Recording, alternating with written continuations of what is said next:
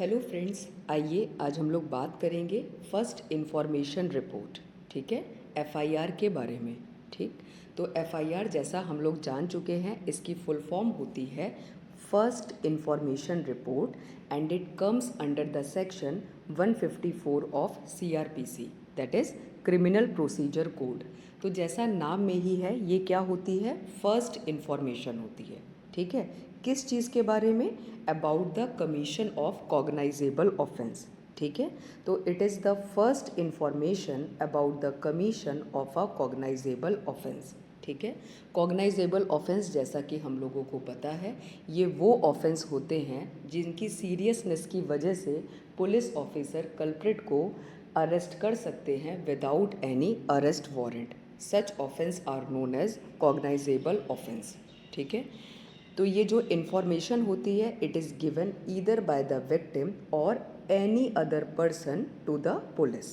ठीक, any person who is the victim of an offence, या फिर वो क्या है? आई विटनेस हैं टू एनी सच ऑफेंस, तो वो लोग क्या कर सकते हैं? लॉज करा सकते हैं एफआईआर को किसी भी पुलिस स्टेशन में, irrespective of where the offence took place.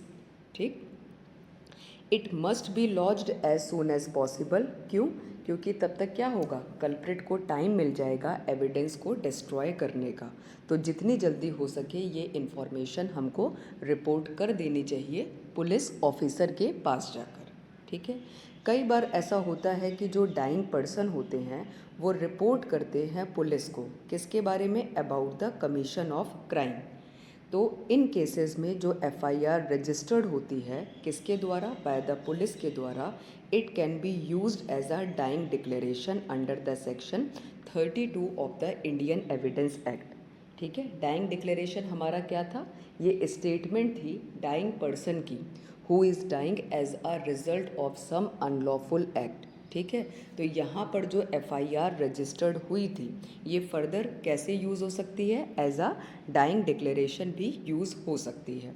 अब जैसा हम लोगों ने देखा, एफआईआर हमारी किस में आती थी? 154 ऑफ सीआरपीसी में आती थी। तो इससे रिलेटेड दो सेक्शंस भी हमको याद रखने हैं।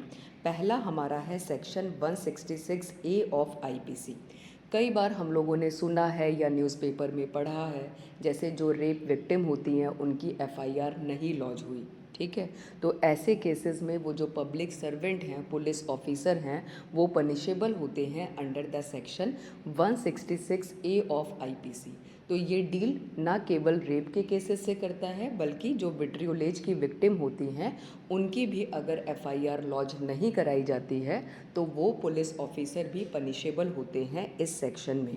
ठीक है, तो 166 ए ऑफ आईपीसी डील करता है अगर पब्लिक सर्वेंट जो होते हैं वो फेल हो जाते हैं to record the FIR in cases of rape और विट्रियोलेज। ठीक, पनिशमेंट कितनी होती है? इम्प्रिजनमेंट 6 मंथ का अप टू द 2 ईयर्स तक इनको इम्प्रिजनमेंट मिल सकता है। ठीक है, एक टर्म इससे रिलेटेड और होता है ज़ीरो एफआईआर। ठीक है, तो ज़ीरो एफआईआर का बेसिकली मतलब ये है, it can be filed in any police station regardless of the place of incidence और ज्यूरिस्डिक्शन।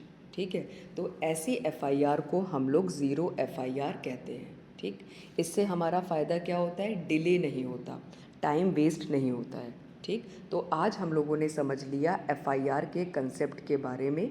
नाम में ही क्योंकि फर्स्ट इन्फॉर्मेशन है, तो जो फर्स्ट इन्फॉर्मेशन कराई जाती है किसके बारे में? About the commission of cognisable offence के बारे में। और ये कोई भी कर सकते हैं, विक्टिम भी कर सकती हैं ऑफेंस की, या फिर आई विटनेस भी कर सकते हैं। ठीक है, किसी भी पुलिस स्टेशन में। ठीक, डाइंग डिक्लेरेशन का कंसेप्ट भी इसके रिस्पेक्ट में हम लोगों ने समझ लिया। और दो इम्पॉर्टेंट चीज़ थी 166 ए आईपीसी और zero FIR. Zero FIR means can be filed in any police station regardless of the place of incidence और ज्यूरिस्डिक्शन। Thank you.